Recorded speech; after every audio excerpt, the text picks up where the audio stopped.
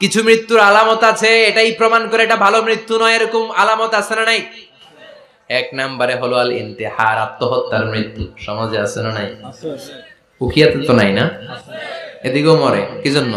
কেন মরে? হ্যাঁ, বয়ফ্রেন্ড গালি দিছে এজন্য? হ্যাঁ, মান ক্বাতালা নাফসাহু বিশাইইন উযযিবা বিহি ইয়াউমাল কিয়ামা। যে জিনিস দিয়ে যে যাকে মেরেছে, আত্মহত্যা করেছে, সুইসাইড করেছে, কিয়ামতের দিন ওই জিনিস দিয়ে সে তাকে মারবে, এটাই হবে তার শাস্তি। ওড়না পেঁচিয়ে যারা আত্মহত্যা করলো ওর শাস্তি ওড়না পেঁচানো। বিষ খেয়ে যারা মারা গেল তার শাস্তি জাহান্নামের বিষ খাবে আর চিৎকার করবে। ছুরি ঢুকিয়ে যারা মারা গেল জাহান্নামের আগুনে ঝলসানো ছুরি শুধু ঢুকাবে। আল্লাহ আত্মহত্যা থেকে বাংলাদেশে বাঁচাও, আমাদের ছেলে মেয়েগুলারে বাঁচাও। চিৎকার দিয়ে বলেন আমিন। আত-তাআক্কুদ ফিল লিসান ফিলা ইলাহা ইল্লাল্লাহ। আজীবন কালেমা পড়ে নাই, আজীবন কালেমারে বাস দিয়েছে, এখন মরার সময় সবাই কয় কলমা পড়েন, কলমা পড়েন। এখন পড়তে চায় মাগার মুখ দিয়া বাইর হয় না। আছে না নাই? এরকম ডাকায় দুখিয়াতে নাই? কলমা পড়তে পারে না, আটকায় যায়, মরে গেছে। এই মৃত্যুটা কি ভালো?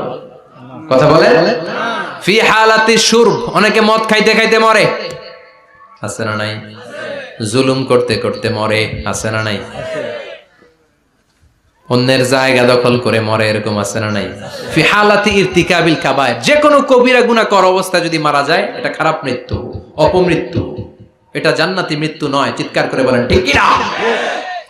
এরপর ফি সাখাতিল ওয়ালিদাইন, বিশ্বনবী বললেন কোন ছেলে যদি মারা যায় এমন অবস্থায় মা বাবা তার উপর রাগান্বিত, এটা ভালো মৃত্যু?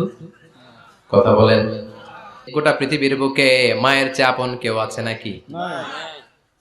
এই মায়ের মনে কষ্ট দিয়ে ওই অবস্থায় যদি মারা যায় এই মৃত্যুটা অনেক খারাপ। চিল্লায় বলেন ঠিক কিনা?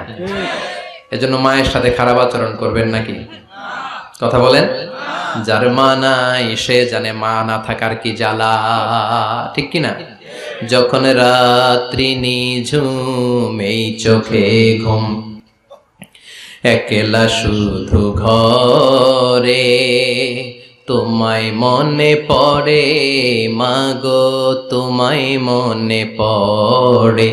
যখন রাত্রি নিঝুম এই চোখে ঘুম, একলা শুধু ঘরে, তোমায় মনে পড়ে মাগো, তোমায় মনে পড়ে।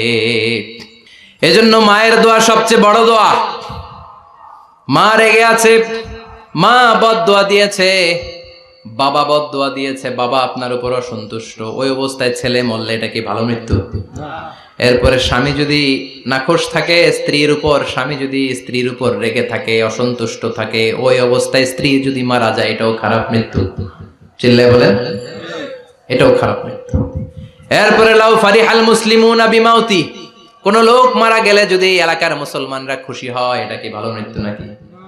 কোন লোক মারা গেলে এলাকার মুসলমানরা যদি আল্লাহর শুকরিয়া করে এটা কি ভালো মৃত্যু নাকি?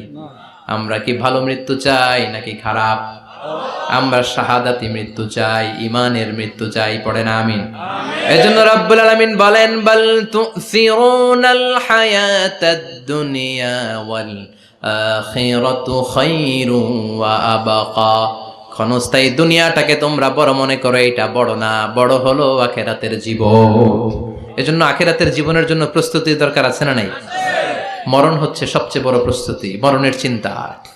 মান কানা ওয়াইদান ফাল মাউতু ইয়াকফি, যে নিজেকে সোজা করতে চায় মৃত্যুর চিন্তাই তার জন্য যথেষ্ট। আজকের এই আলোচনার পরেও কি আমাদের টনক নড়বে না?